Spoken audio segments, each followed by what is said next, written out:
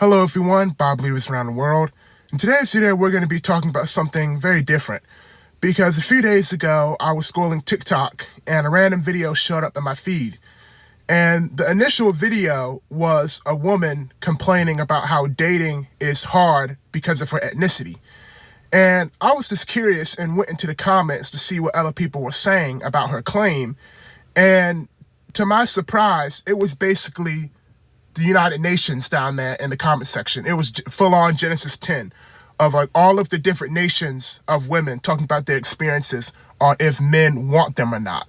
And what stuck out to me was a lot of the hate and rejection that Negro women were receiving in the comment section, because the woman who made the particular video was Indian.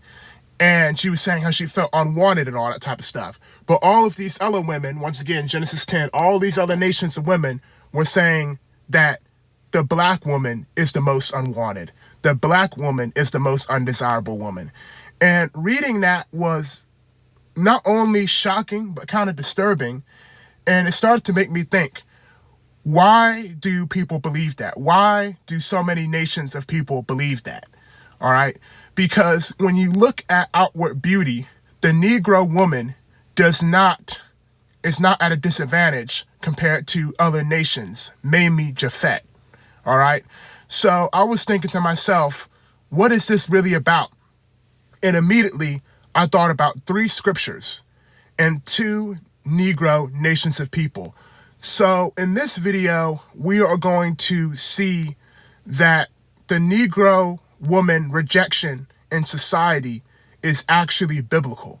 Because when you look at outward appearance and you look at how many men desire the daughters of Japhet, but how the black woman is constantly rejected, it doesn't make sense when you just look at outward appearances, because they'll both be beautiful, but yet Japhet will be wanted and the Negro will not.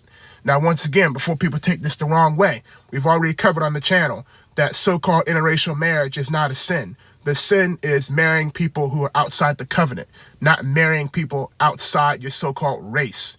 But with that being said, we need to get to the bottom of this to see if there's actually a biblical cause behind the rejection of the Negro woman, because based on outward appearances, it does not make any sense. Okay, these are the 3 verses that we're going to be taking a look at. And it's about the 2 twin brothers of Jacob and Esau. Now, Jacob and Esau are both Negro nations of people. We've covered that so many times in the Unmasculine Edomite stuff. They're both black, all right? And these are 2 black nations of people that have been prophesied to be unpopular among the nations. So let's read about Israel first in Deuteronomy chapter 28 and verse 37. And this is one of the curses of Deuteronomy 28. So this is one of the curses that we would get for disobeying the Most High Yah. And let's read it. And thou shalt become an astonishment, a proverb, and a byword among all nations, whether the Lord shall lead you. So key word right here is we will become a byword among all nations. Okay. So with Israel, let's keep that in mind. We're going to read about the meaning of the word byword a little bit later. Now for the daughters of Edom, let's read Obadiah chapter 1 verse 2 and Jeremiah chapter 49 verse 15. Obadiah chapter 1 verse 2 says, "Behold, I've made thee small among the heathen, thou art greatly despised." Okay, so the Edomites, we are told, are greatly despised in Obadiah chapter 1 verse 2.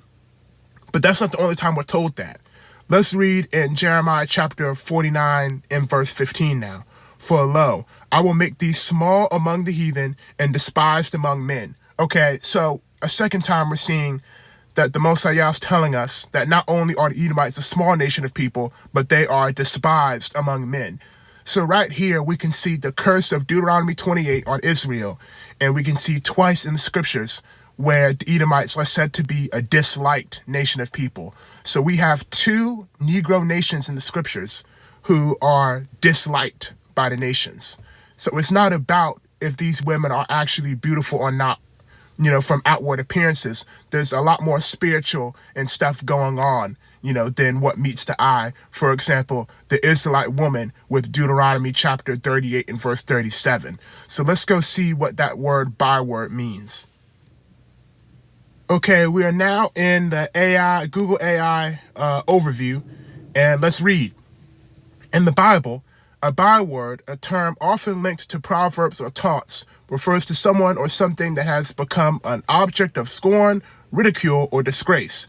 This typically happens due to a fall from a position of honor and serves as a cautionary tale or public symbol of divine judgment, often in the context of disobedience to God's commandments. Okay, so this is crazy right here. So, an object of scorn, ridicule, or disgrace, and typically happens due to a fall from a position of honor. So, when we look in the scriptures, Israelite women specifically were always seen as desirable, all right?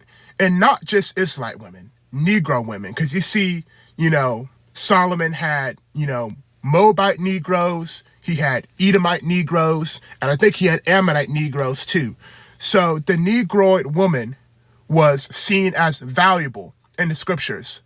But now, in modern times, with the curse of Deuteronomy 28 being out, and also the curses on Edom, it's very interesting to see how the things have changed, and how me looking on this comment section, how all of these women from all around the world, Asia, Europe, all these places are agreeing that the Negro woman is the least wanted, when that wasn't always the case. So it's not always, she, I don't like the way she looks. She ain't beautiful enough for me. Some of these, a lot of these Negro women be absolutely gorgeous, but still can't get a man.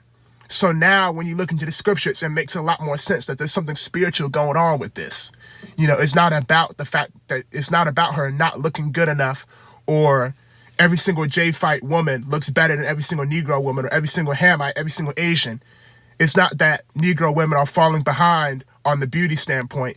It's the fact that there's a lot more going on behind the scenes about why this struggle is going on and why people say things like this, So this is something that I found very interesting and wanted to look into because, of course, once again, contrary to Ku Klux Klan and One Must Camp doctrine, marrying a woman of another nation is not a sin. What the abomination is marrying a woman outside of Yah's covenant. But even with that being said, it's still very interesting to see the amount of Japhetic women, or just women from other nations, no matter they be Ham or Asians, who get picked over Negro women. Like what's going on with that? So seeing that there's, some spiritual stuff going on with it is something very interesting. What pretty much wraps up this mini lesson. One thing I'd like to say though is this does not mean that every single black woman is cursed to be unpopular, all right? This was just a lesson showing us in the scriptures a good biblical explanation to why things are the way that they are. Of course, the Most High Yah will bless you and help you get your dream husband, all right? I ain't saying that you're cursed to be viewed as ugly by every single person on this earth 24/7, but this is just a good example in scripture on why things are the way that they are, all right? Anyways, bye for now.